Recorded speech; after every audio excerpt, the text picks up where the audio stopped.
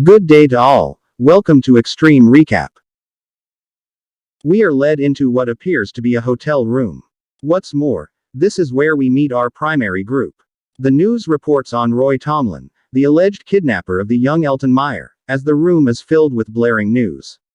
Presently, Gus Roy wears 5 stars on his head. Murmur. Amigo. That turned out to have a lot of weapons. While the room that they're in is vigorously blockaded, Elton seems as though he's having somewhat of a shoot under his sweeping fore. When Roy asks him if he's ready, he says it's time. Which time? You're set. Well, along with the man whose name is unknown, they slowly leave the enclosed room. Yet, after that, they load up the battered muscle car, which is shakily parked in the middle of a deserted parking lot so that the management of the motel can see them. She is also a snitch. I mean, really. That carelessness with their Chevrolet must be illegal, right? She snits on them as a result, but they are already speeding out of Dodge. On the interstate, they burn the robber. In addition, the scene in which Elton receives his vintage Teen Titans comic book gives the impression that everything is calm. However, this work is only temporary. They already have an ID on their rusty vehicle, which includes the plate number, color, and the 2 white males driving it. The police scanner can be heard on their cars. They get scared and accelerate to drive through a pitch-black forest. The shaved-headed individual requests, I assume, night vision goggles from Roy. The soldier boy then requests that Elton dim his flashlight. Also, play the title card. Another remote motel is where we are. Then, at that point, it slices to certain suits. Levi, one of them who was watching the news about Elton's alleged kidnapping, asks if the ranch pulled this off, leaves the old geezer in the suit, and gives the molder a deadline of 4 days to get what I'm assuming is out. Additionally, they exit back then. It turns out that they have been at the back of a church all along. Figures what they need with a touch of kid, so they do a little perusing and a decent ideals flagging. Which is great for them, I presume. In the next scene, we were led to a group of buses that were controlling an area that looked like a savanna. The gate's chains are then broken by special forces when they arrive. Government Department examination, the one time appears at the center of the evangelist's bombastic lessons. Throughout FBI special forces encompass the beyond the structure. The FBI's head of this operation comes up to the priest and introduces them. Obviously, he fundamentally says that everybody in this farm is presently captured. Therefore, hurrah, everyone is escorted to the buses while the federal authorities closely monitor them. In the interim, on another side of the road, the group drives alongside night vision. That is, until he takes them off. We do know his name is Lucas, at least. Now, some other idiot does because Roy shouted it while avoiding hitting the mongrel in the middle of the road. Lucas rushes over to the seized smooth brain that was struck. She suffered a small head injury. Lucas is a member of the Epstein export group, so Lucas receives assistance from a nearby 5-0. As a result, Roy, the cop, and he get into a fight in Mexico that ends with the copper eating lead. Get back in your car. Roy goes to the police, pretends to be the current game's winner, and asks for help and medical care. After that, the road trip continues. Even though they just killed a cop in broad daylight, Roy assures them that everything is fine in the car and notes that the copper might have survived thanks to his handy Cavalier vest back at the Fed side. The members of the detained ranch are all being gathered and categorized, and they are all being asked about Elton Meyer at the same time. Afterward, some specialist named mill operator meets the dinosaur minister from previously. Additionally, he asserts that the ranch and its call have been the targets of surveillance. They also learned that they have a lot of guns. Do you know why this is happening? The cleric contends that it's something American to do to claim weapons, notwithstanding just being purportedly used to pass your cows. Paul Xavier or Kylo Ren are certain candidates. Paul enters to ask the priest some obscure questions. All of these were extracts from his sermons. Paul then claims that his sermons resemble highly classified government documents, all of which, according to the priest, were written by Elton the infant. It would appear that Roy is Elton's biological father, whereas the priest is his adopted father.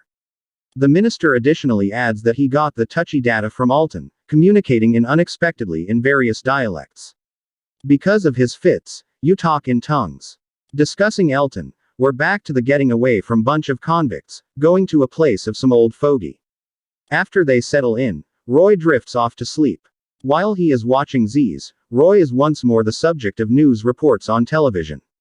Afterward, the old upset known as Alvin gives Roy some sort of guide and attempts to make sense of. Be that as it may, Roy is worn out. At least we are aware that Alden Mrs. lives on the ranch. A few hours passed by in seismic tremor. When they got to Elton's room quickly, he was talking a lot. Laser vision onto Alden. Whatever it is, it might be to locate his ring. Roy B. onks Alden out of it. Additionally, it appears that the little Homelander over there is experiencing yet another fit. God bless. The house has been severely damaged. Later, Paul spoke with a ranch worker who seemed to be explaining Elton's erratic behavior. 2 years in the farm, she deserted him. Another man comes for a meeting, and he says light can emerge from Elton's eyes. These interviews all point to the bizarre biblical day of March 6th. The Fads eventually released some members of the ranch and allowed them to reunite with their families on the day of our judgment. Then one of them leaves with a shady package from his house. Lucas takes Alton back to the safe while Roy bids farewell to Alden and escorts him to the van, in a somewhat gloomy tone. From that point forward, they hit the road in Alden's van. However, Elton inquires about kryptonite. We as a whole understand what that is. After that, Alton throws a fit. Also, could we please have subtitles? Since Elton abruptly talking in Spanish. He seemed to be a little like the Spanish radio. Time out at the gas station. Elton requests to remain inside the van. He either follows this or does not really highlight it. While Roy is making a phone call, he simply vanishes suddenly. He seems to be looking at a UFO. Roy then sees this and rushes over to him before the woman takes off the goggles that look so ridiculous. After that, Roy scolds him for leaving the van. However, Elton cries, "Please accept my apologies," while looking at what appears to be a meteor shower at high tide. They race to the van and fly out of there. The meteor shower appears to have died down. However, Elton then extracts a few fluids.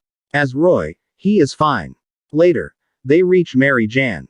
Sarah, at least in this movie, it seemed like they were close. After that, Lucas and Sarah made personal introductions to one another. "I'm Sarah." They all settle down inside.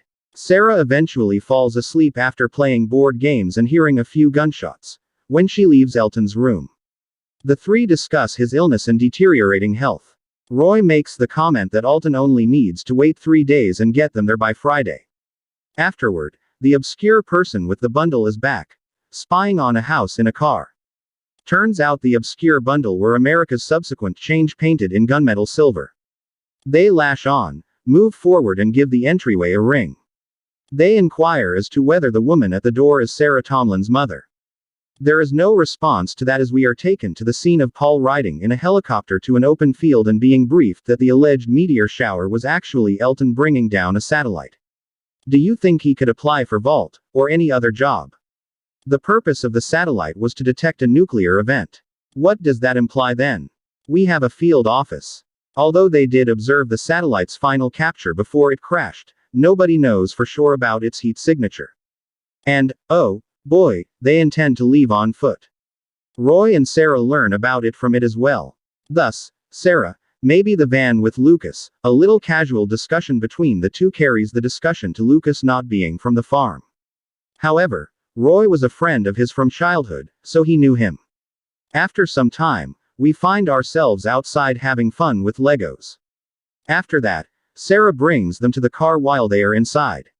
He replies that he didn't like the feds watching his every move and that he actually overheard the coppers saying they were looking for him when Sarah inquires if he intentionally brought down the satellite. "You want to find me." However, the two shady men break into Sarah's house, learn that the Suzu rental is for rent, and are then taken back to Elton's coughing episodes. When they pull over, he appears to be fine at first before flashing lights out of his eyes like at a dubstep concert. He doesn't look very good afterward, but Roy and Lucas don't agree on whether or not to take him to the hospital. As he observes yet another fat satellite on their tail, Elton declares that they must leave. "We need to go." While Sarah Lucas takes the car to get rid of the cowards, the father and son enjoy a beautiful hike. Roy and Elton enter the pitch-black forest. After that, they go into hiding while a helicopter tries to scan the area. Cool cave. If Elton hadn't charged up and detonated like the good old Manhattan Project, how convenient that would have been. Next to Sarah of things, a thump on the entryway is heard, and they plan for the most terrible of federal authorities. However, as it turns out, it was just the traditional father and son combo. Elton actually appears revived following that explosion. So I surmise we can reason that he may be a radiation eater like Godzilla. He could face sunrise, in contrast to Morbius now. Additionally, he asserts that he is aware of his current identity. I think I know where I am right now, when he makes an insane hullabaloo about a different world that is built on top of the Earth. He is, in essence, an alien. His palms and eyes glow, which backs this up. Furthermore, also, he just detonated like a young man prior. The aliens, he believes, will. The cryptic world that Elton and Roy allegedly saw during the explosion is discussed by Sarah while Elton takes a bath a few minutes later. She doesn't want to let go of Elton because she is concerned that he doesn't belong to them. They leave in peace. However, surprise 12 measure all of a sudden, this doesn't game. But because Lucas is wearing a cavalier vest, they do a little damage to Roy. The shady duo is it. While they break into their motel room, they also restrain the two men. Inside the bathroom, they find Elton and Sarah. Elton tries to go full Starlight, but they have his crypt. Tonight, Roy pleads with a blanket for them to keep him, but they buzz. Following Sarah's release, Roy and Lucas, the chiefs, then pursue the kidnappers of Alton. Traffic doesn't stop them, however, a tactical blockade does. The men advise them to get back headed for the designated spot. They don't have a decision. Thus, they comply. They observe scattered helicopter drops. Furthermore, unfortunately, they likewise see the pickup truck of Elton's criminals with nobody in it. Incredibly, they escape without getting seen by the military, and they retreat hours after the fact to a structure parking garage. Lucas considers on who to track and how to track down them. However, Roy has lost trust. Elton's completely gone to say. What's more, with him, his feeling of trust, he's no more. They put him alone in a brightly lit room before moving on to the suit and soup encounter with Elton. When Sharon Davidson stands up to question Alton, she asks, what was the satellite crash all about? And, who has he been with for the past few days? But Alton says he wants to talk to the new fifth member instead. Paul talks very little, yet, Elton definitely realizes his recently gained an MSA title, lead tasks mistakes. Paul asks Sharon, what's the signature of their destination? After Sharon gives him the floor, Elton rejects once more and desires the Sith Lord alone. Everyone runs away. Then Paul's screens start to lowland and slack. Alton even opens the entryway. Therefore, he already surpasses Starlight in strength. Paul enters Elton's white office slowly, and the two of them stare at each other a lot. That is, until Paul communicates his energy to meet him. He believes he's a weapon and a rescuer to the farm. Alton, however, disagrees. Nah, I am. Adamantly stating that he comes from a different planet. I mean, if the massive explosions light show doesn't tell you that, I don't know what will. Elton communicates his craving to return where he should be, which Paul is at first confounded about this expression. In any case, Elton turns into a projector and gleams on Paul like a fireball. Any place the remainder of the posse is, Roy out of nowhere gets a call from, you got it, Paul. Elton strolls ahead and commits clairvoyant GTA to get a vehicle. Then Paul gives their directions where they'll meet in 4 hours. Call to the burner. Paul dumps it, and he goes in the vehicle while Elton turns it on. In the meantime, the other suits are left meandering in completely dark murkiness, most likely on account of Alton and Paul getting away at last. Because of their reinforcement generators, the suits in the military really do get the base functional and running once more, so they move out and the chase starts. Hours after the fact, until the day passes, we see Roy's group holding up at presumably Paul's informative directions where they in the end get together with Paul and Elton. They are a little wary at first because Lucas is holding a neat-looking 12-gauge shotgun. However, Alton eventually reaches his parents and gives them both a worried hug. Paul, while as yet being held at gunpoint, declares that he deciphered the sermon patterns code and refers to the fads. The suits and the tactical know where they're going. The entire 5 miles will be under lockdown. However, given Alton's incredible technological and psychic abilities, it will be a breeze. Paul asks if he can join in, but Roy quickly turns him down. However, essentially he thanks him. Paul requests Lucas's handcuffs, no matter what it is. Additionally, he recognizes Lucas for some reason in his position as a state trooper. He then demands a punch to the face. Kylo Ren, this is a strange kink, but I see. It's to counterfeit Elton's departure from Paul. Whoops. Choppers are scouring the skies all over the place. Sarah gears Alton up with his own charming little slug-draining dismissive vest. Roy tapes the vest up because he thinks it should be tighter. Elton reassures Roy when he inquires about Roy's fear. Yes. However, Roy appears to enjoy worrying about him. I mean, duh, come on, he's his dad. So that works out easily. Roy then assisted Sarah with vesting up, and they're almost likely stressed over Elton's destiny. Thus, bring the Gru Pog in. But Lucas, that is simply me. Lucas is busy figuring out how to get in, and Roy thinks he has helped a lot further down the road. Meanwhile, the families are thinking carefully about their next move and another military barrier is put up.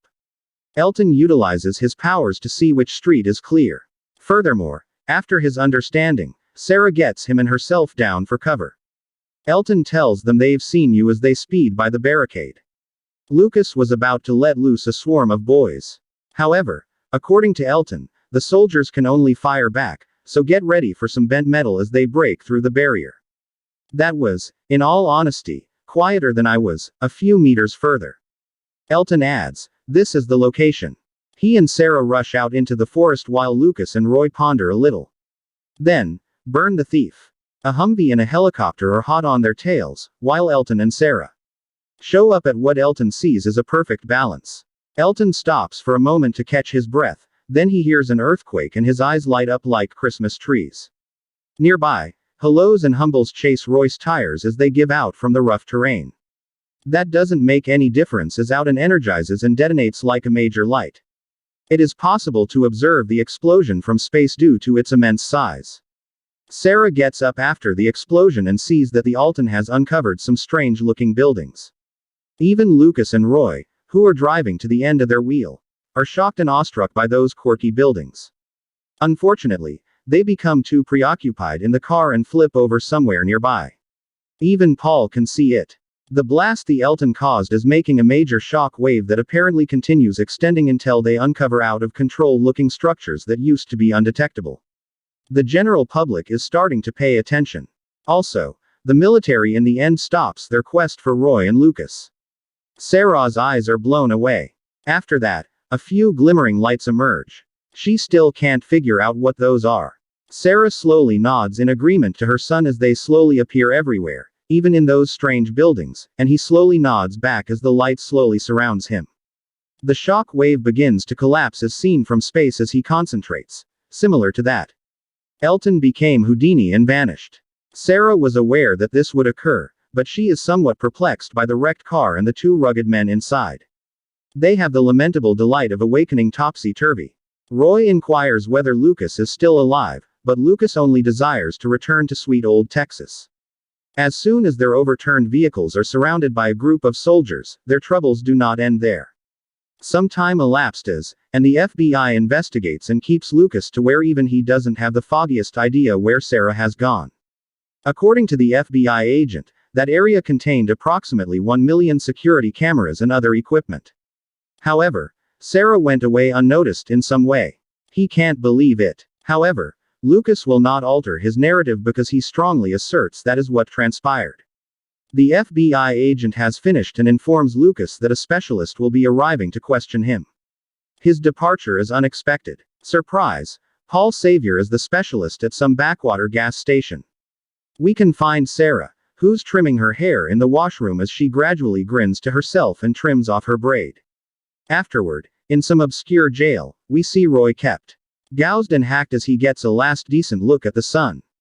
Recollecting his awesome time he enjoyed with Alton. That concludes our account of the Midnight Special. Turn on notifications, please subscribe for more videos like this, and like the channel to support it. Thank you very much for watching.